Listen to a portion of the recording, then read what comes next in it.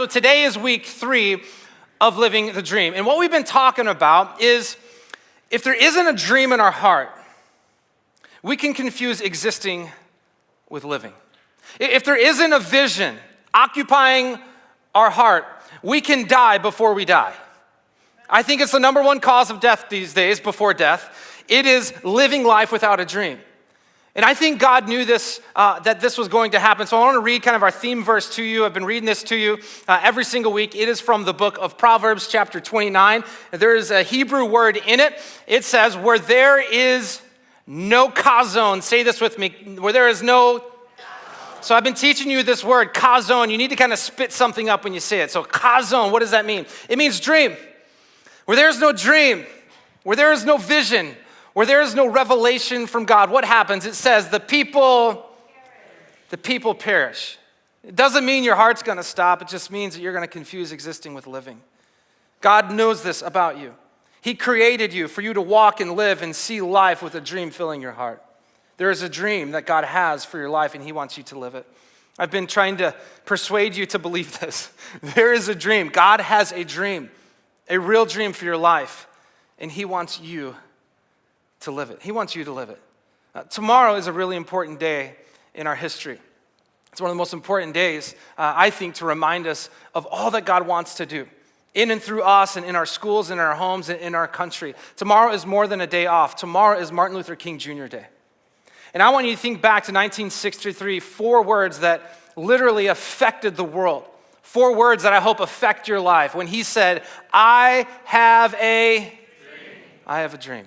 That dream hasn't been fully realized, but I am hoping and I'm praying that we can say, God, maybe in our homes, in our schools, in our church, in our city, may we begin to love all people.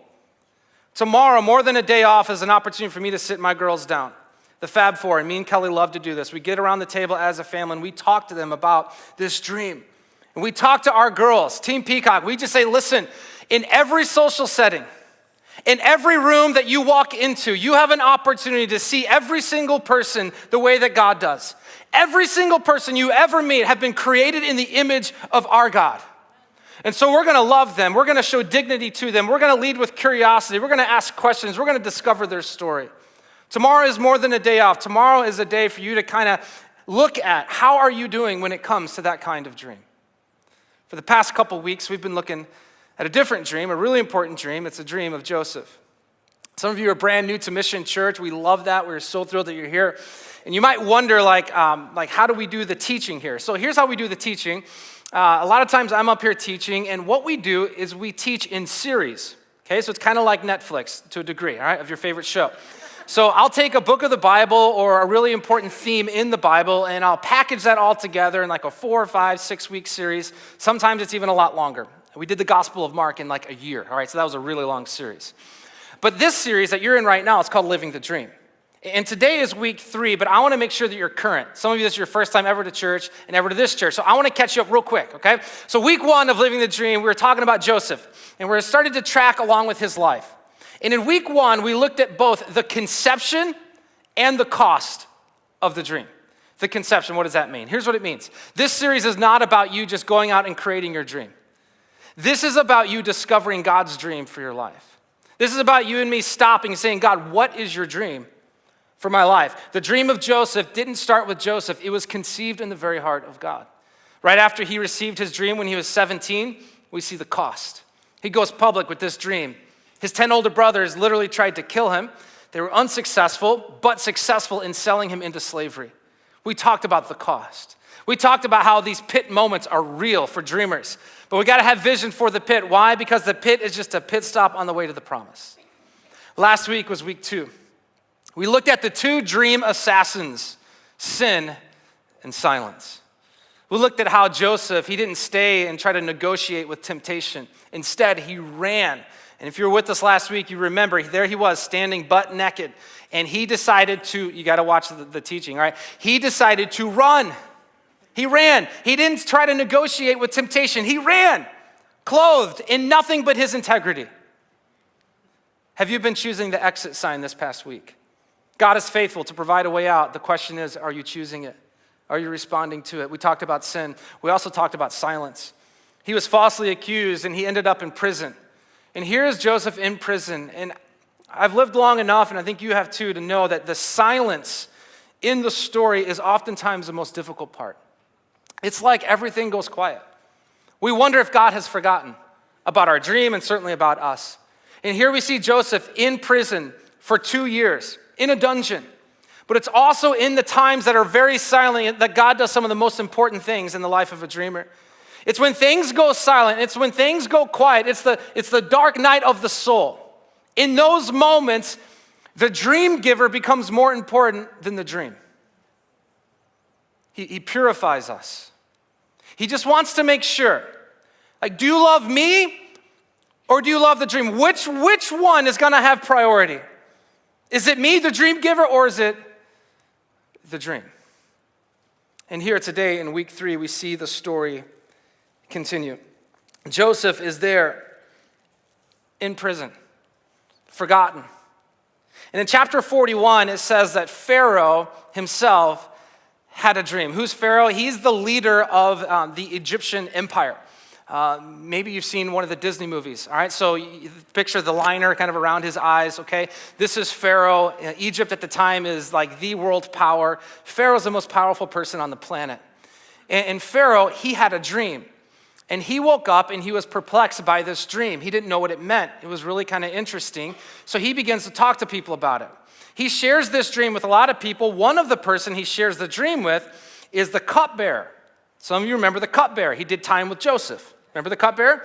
So in this moment, the Pharaoh, he shares the dream with the cupbearer, saying, do you know what this means? The cupbearer's like, wait a second. He's like, you need a dream guy?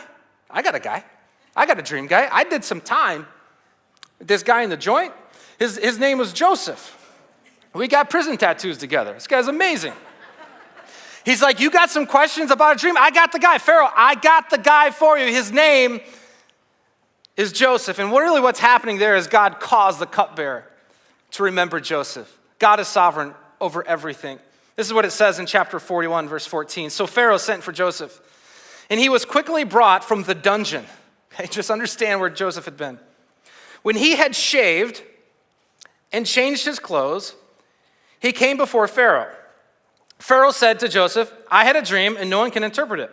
But I have heard it said of you that when you hear a dream, you can interpret it. Now, this has been going on for 13 years. Joseph was 17 when he got the dream, received the dream from God. 13 years have passed. I want you to just imagine right now what's going on in Joseph's mind. He'd been waiting for his opportunity. 13 years is a long time. He'd been in a dungeon for 2 years. What we're expecting in this moment is for Joseph to say, well, you actually called the right guy. I am Joseph. I am the dream guy. Maybe you've seen my LinkedIn. I'm not sure. But you're about to be really impressed with old Joe. I just need you to know right now, Pharaoh, you are making a very good decision by calling me in. This was the moment for self-promotion. This was his opportunity. But I want you to notice how Joseph responds. Look there at verse 16. This is how Joseph responds. I cannot do it. What? No, I can't do it. But God will give Pharaoh the answer he desires. Dreamer, you're starting to rise. Some of you are no longer in the shadows. Some people are starting to hear about you. They've heard about your capabilities. They've heard all that you can do. And so people are starting to call you. You're not hiding. You're not in silence. You're not in prison anymore. No, dreamer, you're starting to rise. And as you start to rise, here's the thing we got to see. We have to resist. We have to resist making it about our name. Resist. Say this with me. That is so weak. Say it with me on the count of 3. 1, 2, 3. Listen, and I know you don't understand yet how important this is, but this one thing right here is why you came to church this morning. As you start to rise, as you start to have success in whatever that might be, as a parent, as a teacher, as a mechanic, as a principal, whatever it might be, as a business owner, as you start to rise, as you start to get some lift, the temptation is to make it about yourself. Yeah, you want to step forward and say, well, Pharaoh, this is John. This is what I can do. Yet Joseph says, no, I can't help you. But God can. I can't help you, but God can. One of the greatest things you need to resist in your life is making it about you. Your greatest threat is not when you're in the pit. It's when you're on the peak. Your greatest threat, and I know I've had plenty of pit moments. You can say that is when you're most vulnerable. It's actually not true. Study the greatest leaders of time. Study current leaders. Study leaders in the Bible. When did they fall? It was at the peak. It was when people didn't forget their name. It was when everyone knew their name. And dreamer, you're about to start rising. My question is, will you resist making it about you? Will you resist making it about your brand, about your name? Joseph, he was not preoccupied with prominence. He was not seething with selfish ambition. And because of that, the platform God gave him didn't crush him. It didn't. Why? Because it wasn't about Joseph. God has been so good to me to give me mentors, voices like into my life. I don't hear voices, like real voices. You know what I'm saying? I knew there was something weird about him. And about every year over the past, I don't know how long we've been doing this, babe, but every year I'm about to retire because I'm like, I don't know how to do this. I've never done this. I don't know how to do this. And so Tommy and I both will look at each other and he'll be like, John, you don't know what you're doing. I'm like, well, you don't know what you're doing either. And so let's just together not know what the heck we're doing. And so what he does and what I do, we do together is we get mentors. We just get people to help us, to speak into our life, to help us know what in the heck we're doing. And a guy that has really helped me, his name is Mark Jobe. He's a pastor in the Chicagoland area. He's one of the most godly persons I've ever met in my life. Leads a great church. He's the new president of Moody Bible Institute, which was a great hire on their part. And Mark gave me a whole year. It was a few years back, met with me once a month. And when he was meeting with me and he began to talk to me and he began to see like what God was doing at Mission Church, what God was doing at Mission Church, he said, John, if there's one thing I want you to know, one thing that you and Tommy have to remember, and you got to tell your staff, he said, it's just one thing. Don't touch the glory. Don't touch the glory. Don't do it. Don't go near it. And I realize I'm not like somebody. I'm not saying I am. But I understand what happens when things start to go well for you. I understand what happens when we're no longer forgotten, but people know who we are and they want some of our time. I can understand when we're no longer in the dungeon, but now we've got a platform. I can understand the temptation of wanting to make it about us. And when that moment comes, we just got to stand back and we say, God, I'm not going to touch the glory. This is what you've done. This is your doing. This is your power. This is your plan unfolding. I'm not going to touch the glory. God, I'm not going to make this about me. No, God, I'm going to build the platforms of other people so they can stand up.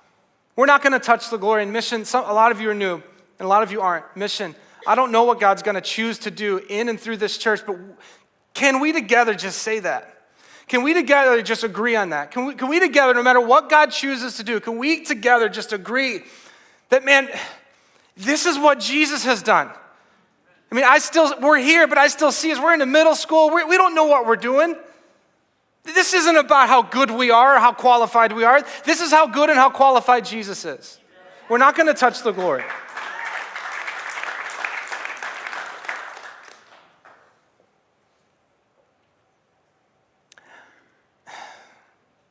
It's safe to say no one's going to have the platform in this room that Joseph was about to have. I mean, I don't want to crush your dreams. I mean, he became the most powerful person in the world. All right. No, my dad said I was going to be the president. All right, maybe you're going to be the president. All right.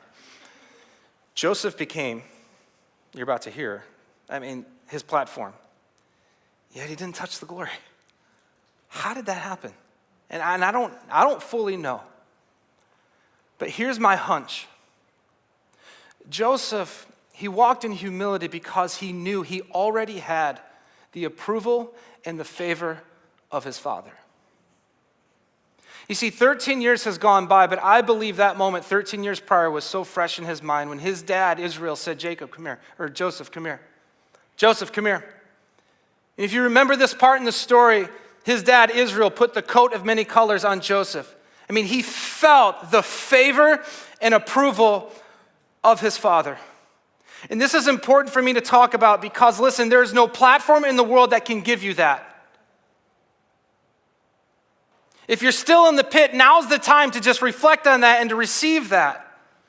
That you can walk in humility if you walk in the favor and the security of the Father. I mean, I already have everything. Because I already have everything in Jesus Christ. I've been adopted.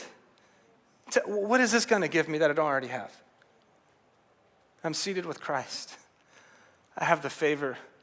I have the favor, and so do you. If you're a follower of Jesus, you have the favor of the Father. And I just want to take a second to challenge you dads. God has chosen to entrust some of you guys with kids. How generous are you these days with your words of favor and approval? I know a lot of guys, they keep trying to build big things so that one day that ache will go away, but it doesn't work that way. But dads, right now, you have kids. You can actually do something about that. You can go out of your way every day or every month to place your hands on their shoulders. I do this to my girls all the time. I tell them, you got to understand how much I love you. You got to understand that, yes, you're beautiful, but more than that, you are bright. You're amazing, right? Your mom and I are so proud of you. I get to be your dad, right? You're not going to go running around looking at a boy to fill some void. I'm filling it. I'm filling it right now, my words. Punk showing up on my doorstep trying to take my daughter. Dude, you're about to get me to preach a whole nother sermon. This isn't even my sermon right now. Get worked up, man. Woo! I know. I'll settle down. It's gonna push them away. I know. I'm working on it. I mean, they're 9 and 7. All right, so I got some time. You know what I'm saying? Some of you are saying, John, I don't have any kids. But here's the deal. You're in a church where there's kids who don't have dads. You know, what if you were to say, you know what, maybe for this season that is God's dream for your life. You start volunteering in our student ministry and you find kids that don't have dads. Maybe it's here, maybe it's in the community, and you be that. You use your strength and power because you have it, and you steward it well, and you speak truth and beauty and meaning and vision into their lives. And I have it in my notes so I don't forget, because I forgot last hour, but right here down the middle of the row is my dad, Brother Walt. And I want to tell you, thank you. There's literally been not one day in my life where I've wondered if I have what it takes, if I'm loved. And you didn't grow up that way. You were handed a broken baton, but you've handed me one that's intact. And I thank you for that. And it's affected literally everything about my life. And I just want more dads to be like my dad. And I think it's important to say.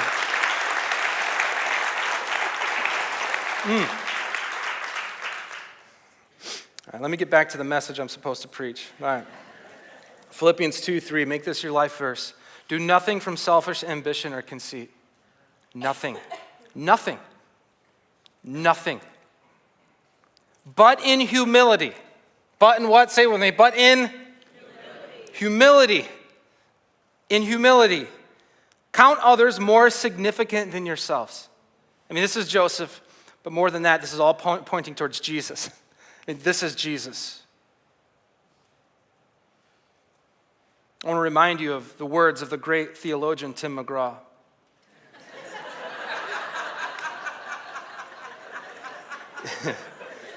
This is what he writes. Always stay humble and kind. I love country music. If you don't, there's another church for you in the community. No, just kidding. Not many of us in the church, but you ever hear that song? No, I know I was thinking of singing it, but I'm not. Always stay humble and kind. My brother and I, Justin, were talking about it this week. I want those two words to be my reputation. And I don't always get it right. I had to own something on Friday to someone that I feel like I did kind of, just wasn't who I know I am. And I went out of my way and I just said, listen, hey, that thing 3 weeks ago, I just wasn't kind to you. So some of you need to go back. Like today, you need to call, you need to text, you need to go out of your way. You weren't humble and kind. I want this to be true in my life. Here's some questions that I want to share with you. Who's getting the credit for your success? Really? Whose name do you want people to remember? Would a bigger platform create a bigger spotlight on the name and fame of Jesus or on you? Joseph resisted making it about himself. The story continues. You can imagine how this happens. He interprets Pharaoh's dream, and Pharaoh responds in verse 39. This is just amazing. Pharaoh says to Joseph, since God has made all this known to you, there is no one so discerning and as wise as you. You shall be in charge of my palace. I mean, his skin is still burning from the aftershave of getting out of the dungeon. I mean, he just barely has his new clothes on. He's like, what did he say? Palace. Yeah, you shall be in charge of my palace. This is little Joe. You're going to be in charge of it. Listen, and all my people, and that was a lot of people, are to submit to your orders. This story is amazing. Only with respect to the throne will I be greater than you.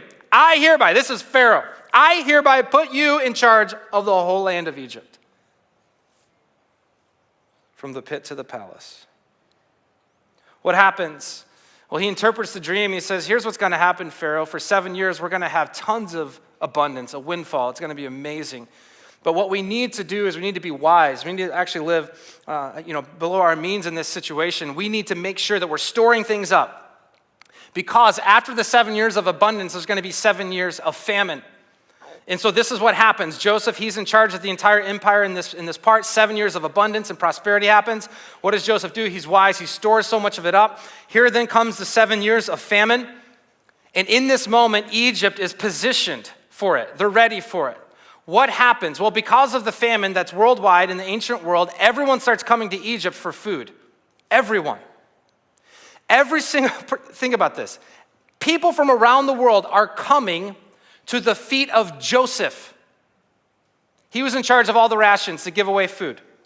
People from around the world, desperate. And one day, who do you think this includes? That's right, his brothers. He had 10 older brothers and 1 younger. I want you to imagine this moment off in the distance. Here they come. And Joseph's like, nah, I can't. Oh my God, you're good. God wink, and here they come. And in this moment, they don't recognize Joseph. 13 years has gone by. There's a lot of parts of this story I'm not going to get into right now. You can read it on your own. But I want to fast forward to the part that I feel like I need to talk about. This is what happens. Genesis 45. Joseph goes public as they're there, revealing who he really is. I am your brother Joseph, the one who you sold into Egypt. And now, do not be distressed. Okay? Because in this moment, they're freaking out. They're at the feet of the most powerful person on the planet, who, by the way, they tried to kill 13 years earlier, and then sold him into slavery. And they're like, it was bad that we're hungry, but now we're going to die. This is terrible, okay? But Joseph says, no, don't be distressed, and do not be angry with yourselves. What? Yeah, don't be upset. Do not be angry with yourselves for selling me here. Listen, because it was to save lives that God sent me ahead of you. So then, it was not you who sent me here, but God. You want to talk about someone who understood the sovereignty of God? You want to talk about someone who understood that nothing will touch your life that has not first been sifted through the hands of your sovereign God. It's Joseph. You did, guys, don't beat yourself up. This is all part of God's plan. Joseph is saying, listen, God has not wasted the pain. And for those of you that are in pain, you need to be reminded God's not going to waste your pain either. One of my favorite songs, worship songs, says this: your plans are still to prosper You have not forgotten us. You're with us in the fire and the flood. You're faithful forever, perfect in love. You are sovereign over us. Romans 8:28, one of my anchor verses. And we know that in all things, not some things, all things, God works for the good of those who love him, who have been called according to his purpose. The most famous words that Joseph would end up saying a little bit further on is what Satan intended for evil, God meant for good. I want you to see what Joseph does. It says that Joseph, then he threw his arms around his brother Benjamin and wept. And Benjamin embraced him. And this made sense because Benjamin wasn't there that day. He wasn't part of that crime. Benjamin was his only real blood brother anyway. So this okay, you're like, yeah, okay. But look what happens next, right? And then Joseph, it says this, and he kissed, say it with me, he kissed all. He kissed all his brothers and wept over them. He kissed all of them, the 10 older ones that tried to kill him and sold him into slavery. This is what Joseph does. Instead of retaliation, he chose redemption. And dreamer, here's what I know. There's some things that you need to resist. And without question, there are some things that God wants to redeem. You've been hurt. Things have happened to you. Maybe it wasn't God wanting it to happen, but somehow he allowed it to happen. But the story isn't over. And in this moment, we see that redemption is always a better story. Redemption is always a better story. Our story, the arc of our story, is meant to align with the arc of God's story. Forgiveness wins. Redemption triumphs. Forgiveness wins. Forgiveness wins. Redemption triumphs. I'm reading this and I'm studying this, and here come his brothers. I'm wanting to hand Joseph a shovel. In fact, I'm wanting to pick up a shovel myself. Joseph, I brought you one. We're gonna dig a really big pit and to fit all 10 of your brothers.